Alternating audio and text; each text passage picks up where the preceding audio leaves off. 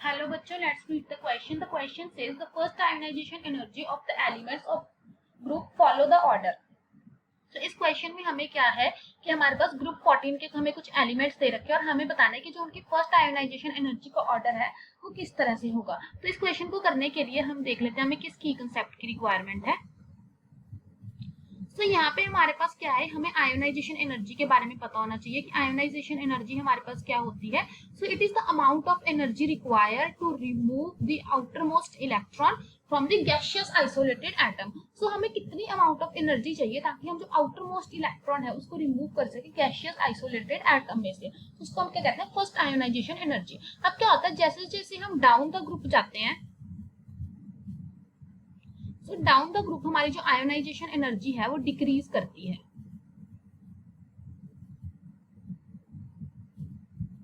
ऐसा इसीलिए होता है क्योंकि जैसे जैसे हम डाउन द ग्रुप जाएंगे हमारे पास साइज इंक्रीज होगा।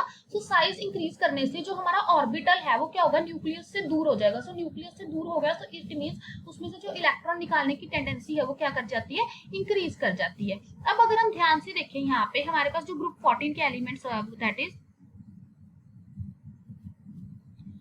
हमारे पास कैसे आना चाहिए था, इट मींस हमारे पास कुछ ट्रेंड इस तरह से आना चाहिए था क्योंकि आयोनाइजेशन एनर्जी नीचे जाते हैं तो वो डिक्रीज करती है। बट हमारे पास ट्रेंड ऐसे ना होके एक्चुअल में हमारे पास क्या होता है, पहले हमारे पास यहाँ तक तो डिक्रीज करती है लेकिन जो लेड है उसके जो आयोनाइजेशन एनर्जी है वो हमारे पास ज्यादा होती है देन एसएन। इसका रीजन क्या है, this is because of the poor shielding effect of the intervening D and F orbital and. ठीक है, सो ये हमारे पास इसका रीजन क्या है, because of the poor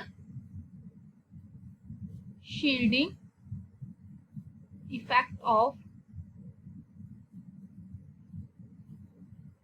intervening d and f orbitals, जिसकी वजह से क्या हो जाता है, हमारी जो लेड है उसकी आयोनाइजेशन एनर्जी स्लाइटली ज्यादा हो जाती है एसएन से। तो इसका जो करेक्ट आंसर आएगा वो आएगा option A. Hope you find the answer, best of luck.